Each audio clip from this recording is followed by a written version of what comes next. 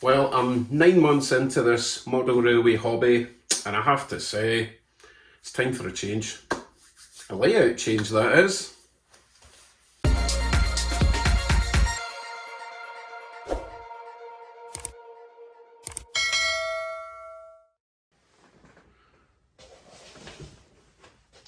Hello YouTubes.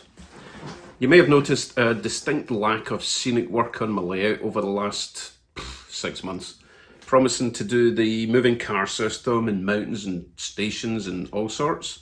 So you're thinking, well, have I got bored? No, I've got frustrated. The way I've built this track, I am continually rectifying problems with the layout, and I can't move on to the scenic work until that's done. So I've decided I'm pretty much going to rip it up and start again. Not completely, well actually yeah, pretty much completely. Let me give you a walk around. Starting with this corner here, well, you know what I mean, it's a bend, but it's in the corner of the room. As you can see over there, we've got brass flex track going to possibly steel track. It goes round an 18-inch curve, it straightens up for a tiny bit there, and then onto brass normal sectional track, brass track, a bit of steel track or nickel track, brass track, 18-inch curves, points. It's a mess, and this has been an eternal cause of derailments for my 6-axle locos that I love to run. Also, the problem with 18-inch curves is I do like to run long trains, and this is one of the longer passenger coaches if you compare it to the smaller ones. They are a fair bit longer, and the overhang just looks really goofy and naff, and I don't like that. Next up, we've got this slope. This is actually a 4% climb, and then you might see that this section here is actually a 5% incline. It's awful, and that's why you've probably seen that I only ever run trains down the hill and not up, because anything more than like 3 coaches, it can't make it up the hill. And if it does make it up the hill, by the time it gets to this slope, it races away down and risks falling off my 18-inch curve and hitting me in the face. Okay, so that's the first bit. Next section that I'm not keen on is whatever's going on here. I only built this because I wanted something else other than a single loop. So this section comes round here, goes over a crappy wee bridge, and then it cuts back over here, and it's over this horrible diamond, and things like to derail, and this is really bad for DCC locomotives. They always short out on that. So I can't run a DCC system around that way, which is really frustrating. And then I've got this goofy looking tunnel going under here. This is supposed to be a mountain station. It's just not working. And finally, this section here, which is normal 2% curve, 2% incline, but you need so much space. The incline starts here, and this is 2%, goes all the way around, and it's still going up at this point, and we're only getting like a 4-inch rise for all that space, which causes even more problems. We've got this 18-inch bend here, straightens up, 18-inch straightens up, and then we've got a sort of S curve as it goes around there. Another reason for my trains to derail around here. They're fighting to get up this hill and round the bend at the same time. It's just a disaster. I made this whole section here with 3 long tracks to house trains like this. The problem is trying to reverse all those coaches away up there, over that set of points, round here, and it starts going up an incline, another set of points. It's just a nightmare, and to be honest, I never use it. I end up just taking these off by hand if I want to use them. So this whole section's pretty much pointless, and that would be even worse if I had goods wagons with all those individual little cars all the way down. There's no way you can reverse it all the way back. This is where I built an area for my locos to sit, but I like the big locos, and big locos do not like all these points, especially when they're reversing. So this whole area is a waste of space. So here's my plan. I did say pretty much right from the start that this was a test layout, and you know, it's worked. I've learned a lot. I've learned what not to do, and I kind of know what I want to do moving forward. Now, I didn't really want to change it all this quickly because I had planned to like knock a wall through and get more space, but that's not happening. We don't have a massive house. We've got a townhouse, which is like a villa or a cottage house. I can't remember what it's called in the UK, but basically lots of houses joined together. I don't have a huge basement, and the space we've got, we need for junk, you know? We need storage space in the basement. So this is the space I've got, what you see here, but I can increase the usage of it. I've got this massive area in the middle. I don't need all that space. I do like to be able to walk around the whole layout, so that's not fundamentally changing, but I can increase the amount of space I can use here. Let's make some diagrams. So this is roughly what the layout looks like. That's my space. It extends a bit further down that way than that way because that's where my computer desk is. I don't know why I'm drawing this, but make me stop. That's my chair. Anyway, I don't want to extend that way down because I have to use this footprint for everything. However, there's a lot of space here. There's actually a lot more space than that in real life.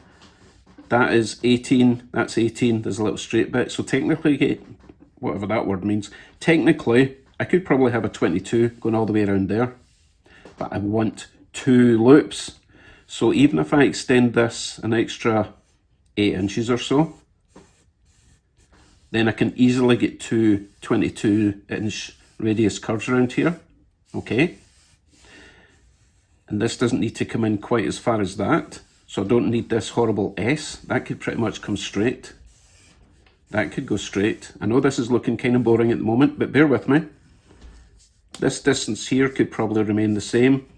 Now this is an 18, and I would really need to extend this, by the way, that goes all the way to the edge. But if I extend this out as well, and again, not be quite so close to there, keep that, I like that distance there, then we can have 2 22s there as well. Obviously this corner, 2 22s, 2 22s, same here and here.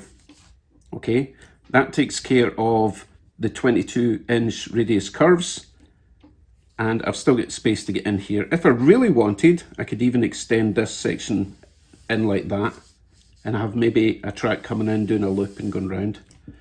But there's another main problem we've got. The inclines. My incline starts there and continues all the way up to there. Even that section there's a little bit bowed. And then it starts coming down there, down, down, down, down, down, down, down, and stops there. So my only actual flat part of track is from there to there. And it's on silly curves and it's got silly points. That's useless, okay? And the only reason I built the incline was so that I could have a bridge. There are 2 solutions to this problem. One, which is the easiest one, get rid of the inclines and have a totally flat track. Sounds boring, but if you like running trains without issue, flat track's the best. And if you look around, most people's layouts have got a fairly flat track. The other solution, which is way more complicated and I'll probably delete immediately from my brain, is putting the whole track on stilts. Let me explain.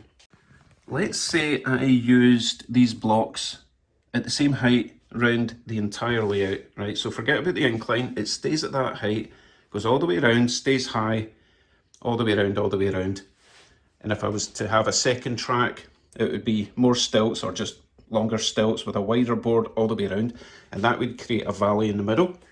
So technically, I could still have my bridge, but there would be an awful lot of work to do between the raised levels, and it would be kind of harder to reach down.